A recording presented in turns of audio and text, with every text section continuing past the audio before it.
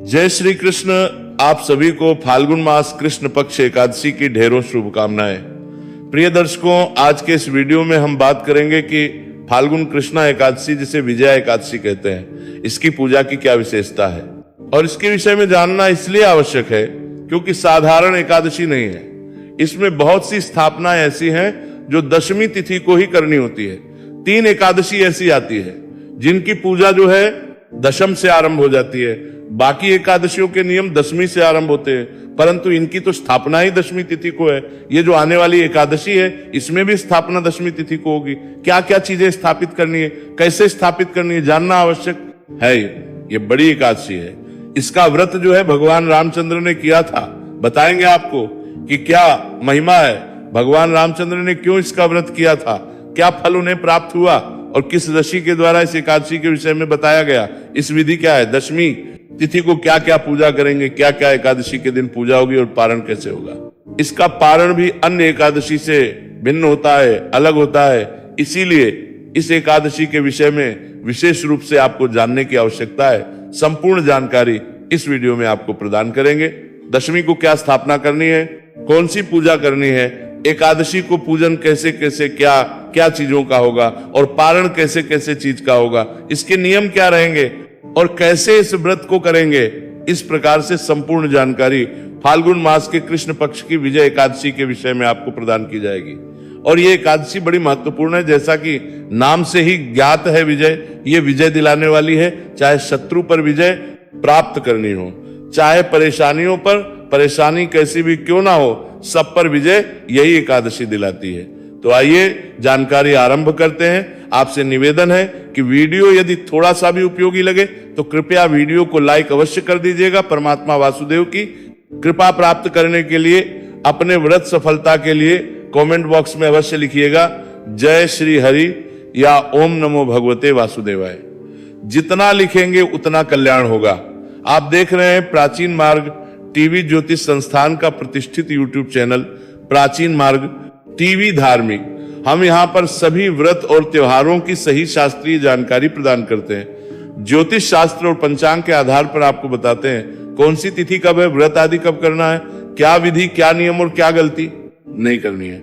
यदि आप सभी व्रत और त्योहारों की सही शास्त्रीय जानकारी पाते रहना चाहते हैं तो कृपया चैनल को सब्सक्राइब कीजिए और बेल आइकॉन को प्रेस कीजिए। जब आप सब्सक्राइब का बटन दबाएंगे तो वहां एक घंटी का निशान बना हुआ आएगा, उसको अवश्य दबाइएगा, तभी आपको हमारे सारे वीडियो प्राप्त होंगे, अन्यथा आपसे जानकारी छूट जाएगी। प्रिय दर्शकों, आइए अब बात करते हैं आने वाली बड़ी महत्वपूर्ण एकादशी की। प्रिय दर्शकों, भगवान कृष्ण के द्वारा पद्म पुराण में जो वर्णित महिमा है उसके माध्यम से मैं आपको जानकारी प्रदान कर रहा हूं। यहाँ पर जो भी मैं बताने वाला हूं, ऐसा नहीं कि मैं कुछ भी मनगढ़ंत बताने वाला हूं। एक एक जो भगवान कृष्ण के द्वारा कहे गए, जो ब्रह्मदेव के द्वारा कहे गए, वो सब मैं आपको यहाँ समझाऊंगा और बताऊंगा। ये जो एकादशी है भगवान कृष्ण कहते हैं और उससे पहले ब्रह्मदेव के द्वारा ये कहा गया है कि ये एकादशी विजयश्री दिलाने वाली है। जो राजा होते हैं उनको अपने शत्रुओं पर विजय प्राप्त करने के लिए ये एकादशी करनी चाहिए। अगर मनुष्य इस एकादशी को अपने जीवन की परेशानियों, बाधाओं, शत्रुओं के नाश के लिए करता है, एकादशी निश्चित ही आपकी सभी बाधाओं पर आपको विजय प्रदान कराती है। जब युधिष्ठिर महाराज ने पूछा भगवान श्री कृष्ण से कि प्रभु, ये जो फाल्गुन मास की एकादशी है इसकी महिमा क्या है और ये कितनी महत्वपूर्ण है, किसे करनी चाहिए, क्यों करनी चाहिए, भगवान कृष्ण कहते हैं कि युधिष्ठिर, ये एकादशी विजय दिलाने वाली है। इसके विषय में जब देवर्षि नारद ने ब्रह्मदेव से पूछा था तो उन्होंने इसके विषय में विस्तार से वर्णन किया था। संक्षेप में तुम्हें वह वृतांत सुनाता हूं और तदुपरांत में इसकी विधि बताता हूं। प्रिय दर्शकों, यहाँ पर तो पूरी कथा बताई गई है। मैं कथा तो पढ़ूंगा नहीं आपके लिए, क्योंकि कथा का कोई अभी आवश्यकता नहीं है। मूल विषय जो है हमारा, उस पर मैं आता हूं, क्योंकि पुराणों में तो बहुत सारी चीजें होती है ना। यहाँ तो 17-18 पेज की पूरी वृतांत है जिनकी आवश्यकता नहीं है। आपका विषय है कि अब इसके विषय में भगवान ने कहा क्या है, कैसे इस एकादशी को करना चाहिए, क्या चीजें हैं जो दशमी तिथि को करनी चाहिए। तो ब्रह्मदेव कहते हैं कि जब भगवान रामचंद्र ने राक्षसों का संहार करने के लिए राम अवतार लिया, उस समय जब जानकी का हरण हो गया, उनका पता लगाने हनुमान भी गए, पता भी लग गया। अब समुद्र के किनारे पर भगवान रामचंद्र पहुंच गए। वानरों की सेना को लेकर वहां वो परेशान है कि अब इस सेना के साथ मगरमच्छों से भरे हुए इस भयंकर समुद्र को कैसे पार करें और कैसे आगे विजय प्राप्त होगी। तब महाराज लक्ष्मण कहते हैं कि हे प्रभु, आप ही आदिदेव और पुराण पुरुष पुरुषोत्तम है, आपसे कुछ छुपा नहीं है। और क्योंकि आप यहाँ लीला कर रहे हैं तो मैं आपको बताता हूं कि यहाँ इसी वन में नाम के मुनि है जो रहते हैं, वो यहाँ से आधे योजन की दूरी पर है, वहां उनका आश्रम है। हे रघुनंदन, उन प्राचीन मुनीश्वर के पास जाकर उन्हीं से इसका उपाय पूछना चाहिए। तब की अत्यंत सुंदर बात को सुनकर श्री रामचंद्र जी महामुनि के पास पहुंचे। ऋषि ने जब उन्हें देखा, देखते ही पहचान गए, क्योंकि ऋषि भी साधारण मुनि तो थे नहीं, पहचान गए कि पुरुषोत्तम स्वयं आए हैं, भगवान चलकर आए हैं, पुराण पुरुषोत्तम आए हैं। रामचंद्र को देखकर उन्हें बड़ी प्रसन्नता हुई। राम को आसन पर बिठाया, पूछा कि प्रभु यहाँ कैसे आगमन हुआ। भगवान रामचंद्र ने अपनी सारी परेशानी ऋषि को बताई और कहा कि अब आप कोई उपाय बताइए। कहने लगे, श्री राम, फाल्गुन मास आ रहा है और फाल्गुन मास के कृष्ण पक्ष में जो विजया नाम की एकादशी होती है, उसका व्रत करने से आपकी विजय निश्चित होगी। आपके जीवन में जो बाधाएं आएंगी, वो सभी बाधाएं इस एकादशी के पुण्य फल से समाप्त हो जाएगी। निश्चित ही आप अपनी वानर सेना के साथ समुद्र को पार कर लोगे और आपके जो भी लक्ष्य है उनको प्राप्त कर लोगे। तो भगवान रामचंद्र ने कहा कि मुनिवर, वो तो ठीक है, पर इस व्रत को करना कैसे चाहिए, इसकी विधि क्या है? ये से ध्यान दीजिएगा प्रिय दर्शकों, ये जो विधि है ये वृक्ष के द्वारा कही गई और भगवान रामचंद्र के द्वारा अपनाई गई। उस समय पर भगवान रामचंद्र ने इसी विधि से ये व्रत किया था, पूजन किया था, तो वृक्ष जो है विधि बताते हैं। यहां मैं बता दूं कि जो सामान्य नियम है एकादशी के, वो तो पहले की तरह ही रहेंगे। जैसे कि लहसुन प्याज आदि का त्याग एक दिन पहले ही होगा। जो लोग मांसाहार करते हैं पर एकादशी का व्रत भी करते हैं, तो वो मांसाहार को त्याग देंगे एक दिन पूर्व ही। इसके कांसे की वस्तु का प्रयोग नहीं करना, मसूर की दाल का प्रयोग नहीं करना, चने के सांग का प्रयोग नहीं करना। ये सभी नियम तो आपको पालन करने ही करने हैं, जो दशमी तिथि से आरंभ हो जाएंगे। एक होगा ब्रह्मचर्य का नियम, जो आप दशमी तिथि को ही आरंभ कर देंगे, व्रत के एक दिन पूर्व ही आरंभ करेंगे, ब्रह्मचर्य धारण करेंगे। बात करते हैं उन नियमों की जो ऋषि के द्वारा कहे गए हैं इस एकादशी के लिए विशेष रूप से, कि कैसे इसकी पूजा आदि करनी चाहिए। एक से कहते कि राम दशमी का दिन आने पर एक कलश स्थापित करें, अर्थात जब दशमी का दिन हो तो उस दिन आपको एक कलश की स्थापना करनी है। कलश के विषय में भी वर्णन आता है, कहते हैं वो सोने का हो सकता है, चांदी का हो सकता है, तांबे का हो सकता है, या मिट्टी का भी हो सकता है। तो जैसा भी कलश आपके पास हो वैसा ले सकते हैं। लोहे का ना लीजिएगा, ध्यान दीजिए, लोग ना स्टील का प्रयोग करते हैं, ना स्टील का प्रयोग, ना आप या तो मिट्टी का प्रयोग करें, सोना चांदी या तांबे का हो तो वह प्रयोग करें, अन्यथा मिट्टी का उत्तम है परंतु लोहे का नहीं, क्योंकि स्टील जो है वो लोहे जैसी ही धातु है, लोहा और स्टील एक ही समान है। इसीलिए स्टील का कलश नहीं लेना है। आपको लोग जो है वो रखवा देते हैं, या तो इसीलिए कि शायद स्टील जो है थोड़ा सस्ता आता है, कोई भी कारण हो, परंतु कलश के रूप में स्टील के कभी भी इस्तेमाल के लिए कहा नहीं जाता है। शास्त्र कभी नहीं कहते कि आपको स्टील के पात्र अर्थात के पात्र का कलश बनाना चाहिए, ये अनुचित नहीं होता है। इसको आप बाकी जगहों पर भी प्रयोग कर सकते हैं कि आप स्टील का कलश ना रखें, उस कलश को ले, उस कलश में जल भर लें और उसमें जल भरकर जो पंच पल्लव लगाते हैं ना, पल्लव लगा दे, पल्लव जो है उसके अंदर भी डाल दें। क्या होता है ये, आप या तो आम के पत्ते लेंगे या फिर आप अशोक के पत्ते ले सकते हैं। ये पत्ते पल्लव के रूप में उसमें लगाइए, उस पर पूर्ण पात्र रखिए, पात्र जो उसका ढक्कन आता है वहां रखिए और उसमें रखिए। सतरजा कलश लेना है, कलश में जल भरना है, पंचपल्लू लगाना है, उसके ऊपर ढक्कन रख देना है पूर्ण पात्र, उसमें सतरजा रख देना है और उसके ऊपर भगवान नारायण के विग्रह की स्थापना करनी है। भगवान नारायण के स्वर्ण में विग्रह की बात यहाँ कही गई है। अब क्योंकि भगवान रामचंद्र तो स्वर्ण में विग्रह रख सकते थे, सोने का, सोने की प्रतिमा। अब जो आपके पास अगर सोने की प्रतिमा है तो आप रखिएगा, अन्यथा कोई भी भगवान नारायण का जो स्वरूप है, भगवान नारायण की प्रतिमा है, उसको उसके ऊपर स्थापित कर दीजिए। कलश को जब रखेंगे तो उसके नीचे भी आपको या तो शतरजा रखना चाहिए या अनाज रखना चाहिए। गेहूं रख सकते हैं या रख सकते हैं, उसके ऊपर ही आपको कलश को रखना है। इसके लिए ऐसा कीजिएगा कि एक चौकी लीजिएगा और एक लाल या पीला वस्त्र कोई लीजिएगा, तो चौकी को बिछाइएगा, चौकी के ऊपर लाल या पीला वस्त्र बिछाइएगा, उस पर कलश को स्थापित करने पहले थोड़े से गेहूं ले लीजिएगा या फिर आप ले लीजिएगा, उसके ऊपर कलश को स्थापित कीजिएगा।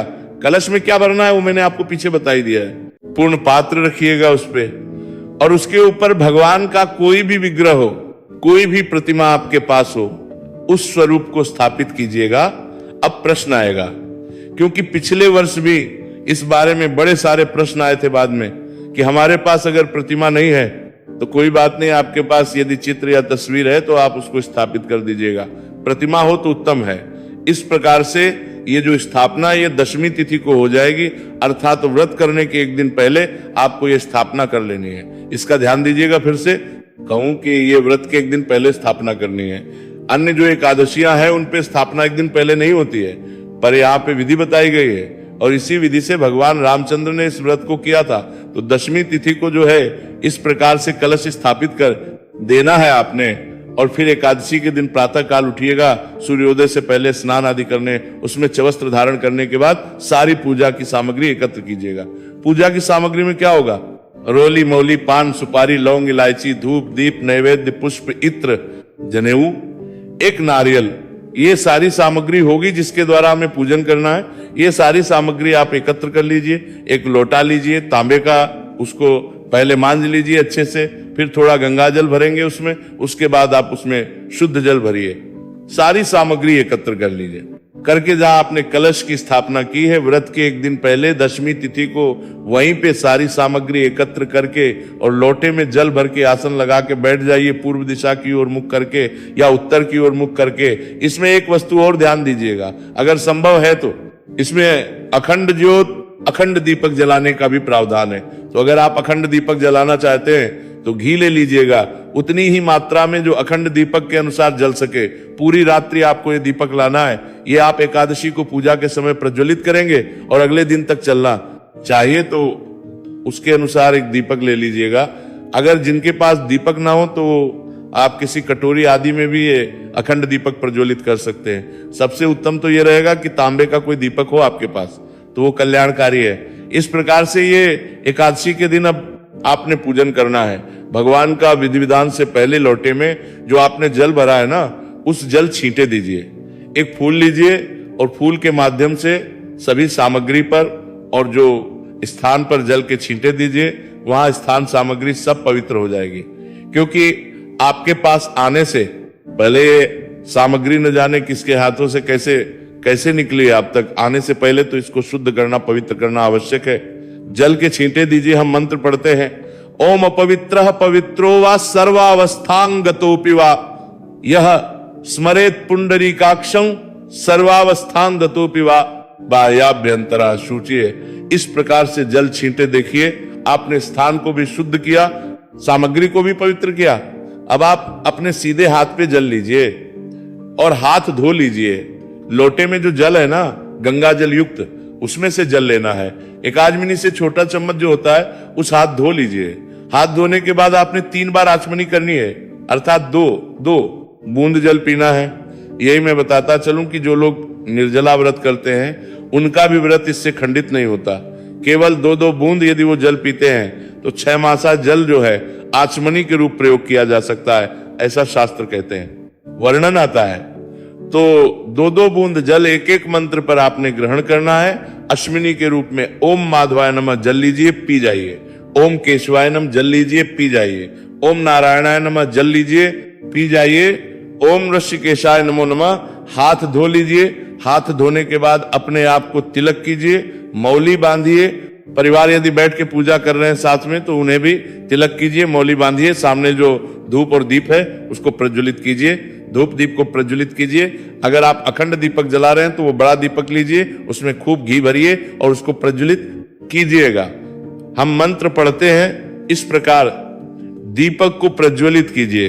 दीपक को प्रज्वलित करके, धूप को प्रज्वलित करके अब आप व्रत, पूजन और कथा श्रवण आदि का जो संकल्प है वो करेंगे। संकल्प जो है एक आवश्यक प्रक्रिया है। संकल्प करने के लिए अपने सीधे हाथ पर जल लीजिए, पुष्प ले लीजिए। 1 रुपए का सिक्का दक्षिणा के रूप में कम से कम रखिएगा, अधिक जो भी रखना चाहे वो रख सकते हैं। रखने के बाद 3 बार बोलिए ओम श्री विष्णु, ओम श्री विष्णु, ओम श्री विष्णु। अपना नाम, अपना गोत्र, जिस स्थान पर बैठकर संकल्प कर रहे हैं वहां का मकान नंबर, क्षेत्र का नाम, शहर का नाम फाल्गुनमा, भगवान नारायण, श्री विष्णु, और वह संकल्प भगवान के चरणों में अर्पित कर दीजिए। इस प्रकार से आपने संकल्प करना है, एक आवश्यक प्रक्रिया है। फिर बता दूं, संकल्प अवश्य करना है। आपने संकल्प करने के बाद फिर भगवान की विधि विधान से पूजा करनी है।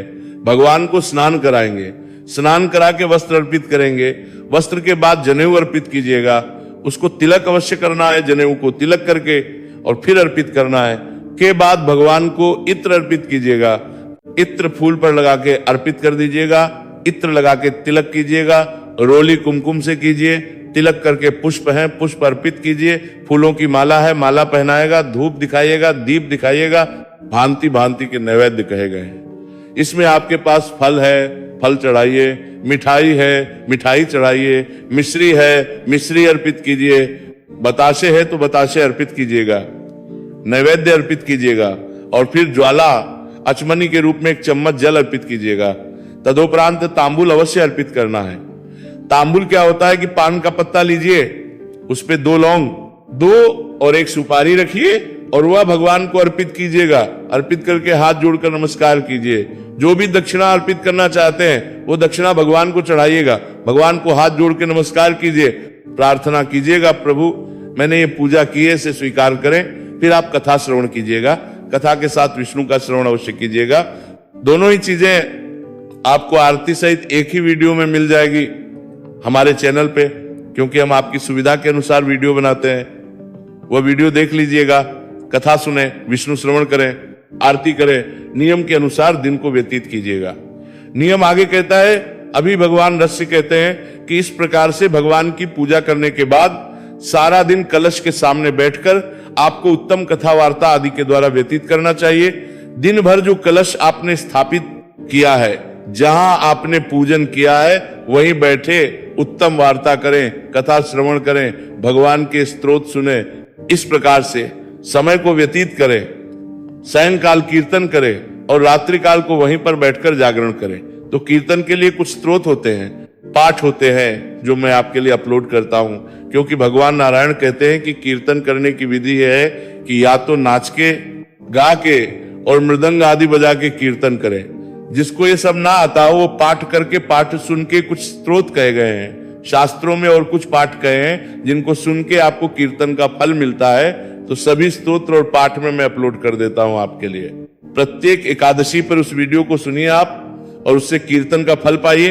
रात्रि काल को जागरण करें। जागरण के लिए कहा गया है कि ऐसा नहीं कि जागरण का मतलब है कि टीवी देखो और जागते रहो, नहीं, भगवान की भक्ति करो, भगवान के स्तोत्र सुनो, पाठ सुनो। वो सभी पाठ और स्रोत उस वीडियो में होते हैं, तो उसका लाभ आप रात्रि जागरण में भी लें। इस प्रकार से रात्रि जागरण करें।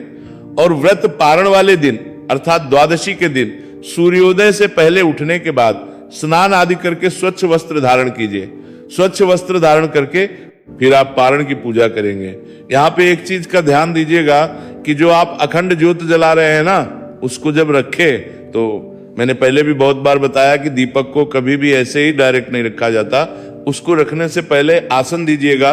आसन के रूप में या तो कुछ अनाज रख दीजिएगा, जैसे कलश के नीचे रख रहे हैं उसी में से थोड़ा सा रख दीजिएगा, उसके ऊपर ज्योत रखिएगा, पुष्प का आसन दे दीजिएगा, लेकिन आसन आपने अवश्य देना है। अब आप स्नान आदि करके पारण की पूजा करेंगे। अब उस समय जो विधान कहा गया था वो ये कहा गया था कि जी इसके बाद द्वादशी के दिन मनुष्य को चाहिए कि वो उस कलश को सुबह उठा के और किसी झरने के पास, किसी पोखरे के पास, किसी समुद्र के किनारे, किसी जलाशय के किनारे पर ले जाके स्थापित करें, वहां पर पारण की पूजा करें और उसके बाद वहीं पर वो ब्राह्मण को दान दे दे। ये विधान जो है जी ने बताया, लेकिन अब ये तो संभव होगा नहीं किसी के लिए, क्योंकि भगवान रामचंद्र के लिए संभव था, वो तो थे ही समुद्र के किनारे पर। आप इस विधि से कर नहीं सकते, तो आपने क्या करना है कि स्नान आदि करके स्वच्छ वस्त्र धारण करके अपने घर पर जहां आपने कलश को स्थापित किया है वहीं पर पारण की पूजा करनी है। पारण की विधि विधान से पूजा करनी है। पूजा का वीडियो मैं आपको पारण का अलग से उपलब्ध कराऊंगा, उस विधि से आप पारण की पूजा कीजिएगा। पूजा करने के ब्राह्मण को देना है, कब देना है, कैसे देना है, उसकी जानकारी भी मैं पारण की वीडियो में अवश्य ही प्रदान कर दूंगा। तो यह है कि किस प्रकार से, किस विधि से आपने एकादशी व्रत करना है। ध्यान दीजिएगा कि एकादशी के इस व्रत में सायंकाल को फल आहार ही आपने करना है। अन्न आदि नहीं खाना, नमक आदि नहीं खाना, मिर्च आदि नहीं खाना है। शास्त्र कहते हैं कि इस विधि से जब भगवान रामचंद्र ने इस व्रत को किया तो उन्हें विजय प्राप्त हुई और जो कोई भी इस विधि से इस व्रत को करता है निश्चित ही विजय प्राप्त होती है। उसके जीवन के सभी संकट, सभी दुष्ट, सभी दुश्मन परास्त हो जाते हैं। अब प्रश्न उठता है कि एकादशी करनी कब है और इसके लिए शुभ मुहूर्त क्या रहेगा। तो प्रिय दर्शकों, इस वर्ष 2026 में फाल्गुन मास जो कि 2 फरवरी से शुरू हुआ है और ये एकादशी तिथि जो है शुरू हो जाएगी 12 तारीख को दोपहर को 12:22 पर 12 तारीख की दोपहर को शुरू हो जाएगी। अब ये समाप्त होगी 13 तारीख को दोपहर को 2:25 पर। मैं पंचांग के अनुसार बता रहा हूं, जो भी उत्तर भारत के पंचांग है समय यही समय दिया गया है। अब इसमें जो कलश आप स्थापित करेंगे वो करेंगे 12 तारीख को, क्योंकि एकादशी का व्रत रखा जाएगा 13 तारीख को। 13 को सूर्य के मुख से एकादशी है और बाद में द्वादशी भी आ जाएगी। दोपहर बाद तो ये उत्तम व्रत रहेगा। 13 को आप व्रत करेंगे और 14 को पारण करेंगे। 12 तारीख को कलश की स्थापना करेंगे। कलश की स्थापना 10वीं तिथि शुरू होने से पहले कर लेनी चाहिए, अर्थात 12 तारीख को से पहले आपने कलश स्थापित कर लेना है। तो भारत सहित जो भी एशिया के देश हैं, यूएई सहित ये व्रत जो है 13 तारीख को ही किया जाएगा। यूके में भी 13 तारीख को है, यूएसए भी और कनाडा भी, ऑस्ट्रेलिया भी, सभी देशों में ये व्रत 13 तारीख को ही किया जाएगा। 14 को इसका करेंगे आप पारण। ये थी जानकारी। आने वाली एकादशी के विषय में कुछ और रह गया हो तो कमेंट बॉक्स में लिख के पूछ लीजिएगा। भगवान कृष्ण सब पर कृपा करे। हरे कृष्णा